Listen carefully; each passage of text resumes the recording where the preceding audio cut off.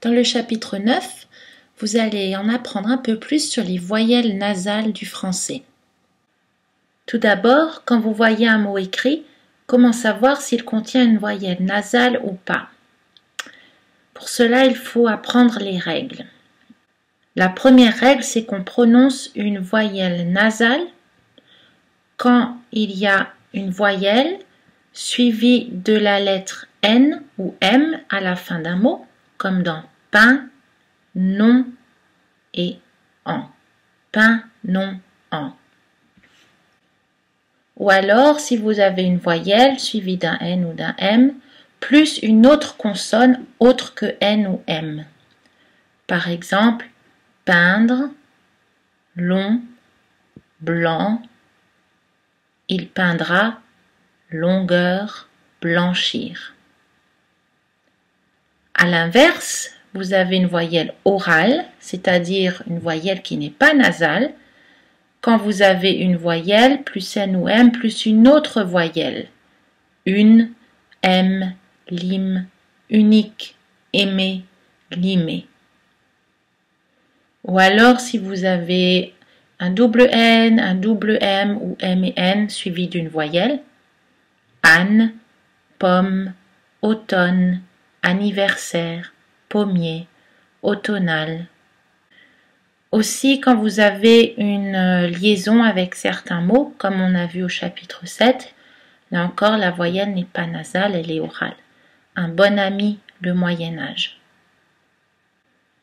Attention avec le H muet, qu'on a vu au chapitre 7 également. On a une voyelle plus la lettre N, car c'est comme si le H n'existait pas. Exemple, un bonhomme de neige, un menhir. Il est important de distinguer les voyelles nasales et les voyelles orales parce que cela évite des problèmes de communication pour bien mettre en valeur différentes catégories grammaticales. Par exemple, la distinction entre les voyelles orales et nasales peut faire la différence entre le masculin et le féminin. Regardez les phrases d'exemple. Certains amis de Tintin sont américains. Certaines de ses amies sont tibétaines. Le bon schtroumpf est toujours de bonne humeur. La distinction entre les voyelles orales et nasales peut aussi servir à différencier les verbes des noms. Un bon dessinateur dessine un dessin réaliste. Astérix et Obélix voient des dindes pour la première fois en Amérique. Ils les nomment des glou-glou car ils ne connaissent pas leur nom. Donc là, faites attention, le verbe c'est nomme, mais le nom c'est non, avec juste deux sons, un N et un ON. Ne prononcez pas le M dans non. La distinction voyelle orale, voyelle nasale peut aussi servir à différencier le singulier et le pluriel de certains verbes. Astérix prend de la potion magique, Astérix et Obélix prennent des sangliers sur leur dos. Les légions de Jules César viennent souvent près du village d'Astérix, mais Jules César ne vient jamais. Ça peut aussi faire la différence entre l'indicatif et le subjonctif. Lucky Luke comprend les Dalton, mais je doute que Rantanplan les comprenne. Astérix prend de la potion magique pour être plus fort, mais il ne faut pas qu'Obélix en prenne. Ça peut aussi faire la différence entre les verbes et les adverbes. Astérix et Obélix trouvent souvent des Romains. Dans trouve, il n'y a pas de voyelle nasale, mais dans souvent, il y a une voyelle nasale. Alors faites bien attention parce que dans certains mots avec le préfixe en ou un, suivi d'une racine qui commence avec une voyelle ou un N ou M, on prononce cette voyelle d'une façon nasale. Normalement, selon les règles, on pourrait penser que ce serait une voyelle orale, mais en fait, ce sont des exceptions. Par exemple, on dit emmêlé, emmener, immangeable, immanquable, ennui, et tous les autres mots de la même famille. S'ennuyer, ennuyeux, etc. Dans le français dit international, c'est-à-dire le français qui peut être compris par la plupart des gens dans le monde francophone, il y a aujourd'hui 3 voyelles nasales différentes. Il y a en, il y a on et il y a un. En, on, un. Le son en est généralement associé aux graphies AN, bande, dans, chantant, grand. AM, champignon, champagne, lampe, ampoule. EN, enfant, en, originellement, entendu. EM, remplacer, empêcher, remplir.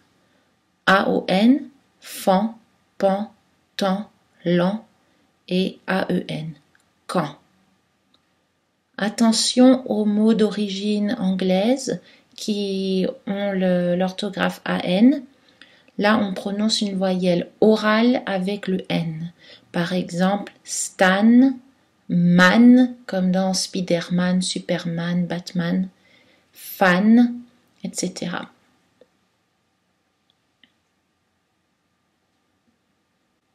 Attention encore, en position finale, on prononce Adam avec une voyelle nasale, mais pas les mots d'origine étrangère comme Amsterdam, Rotterdam, macadam, tam-tam.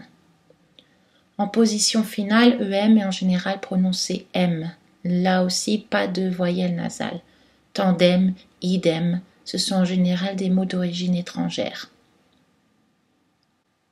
Pour la graphie EN, qui est en général prononcée en, il y a aussi des exceptions, comme les terminaisons des verbes en ENT.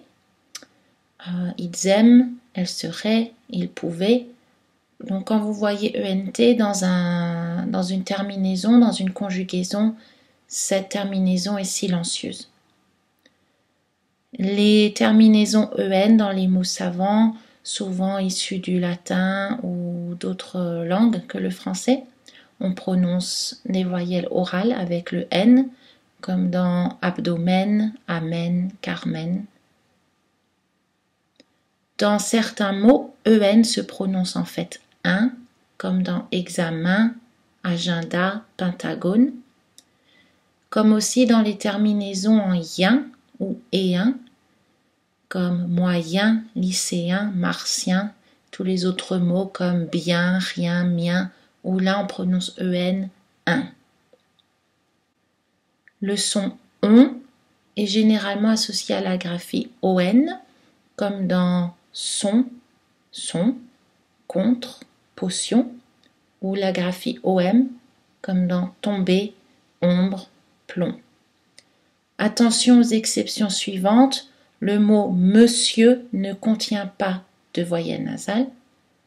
Le mot acupuncture et le mot ponche s'écrivent avec UN mais sont en fait prononcés avec on, comme s'ils s'écrivaient avec ON. Attention aussi aux mots d'origine anglaise avec les terminaisons en ON qu'on prononce un peu plus comme en anglais, donc sans voyelle nasale. Dalton, Newton, Washington. Le son 1 est le son avec le plus de graphies différentes. Il est généralement associé à IN, comme dans Tintin, intelligent, incroyable. IM, impossible, simple. AIN, certain, pain, main. AIM, fin, d'un. EIN, plein, éteindre. EIM, rince. OIN, coin, loin, soin. OOIN, shampoing. UN, un, lundi, brun. UM, parfum, humble. YN, syndicat, synchronie. YM, sympathique, symbole. EN, comme nous l'avons vu, examen, agenda, pentagone, chien, bien, vient, européen, lycéen, moyen, doyen.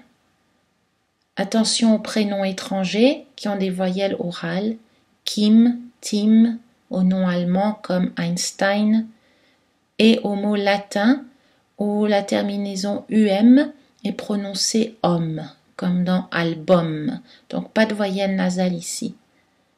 Donc je répète album, maximum, minimum, aluminium, etc.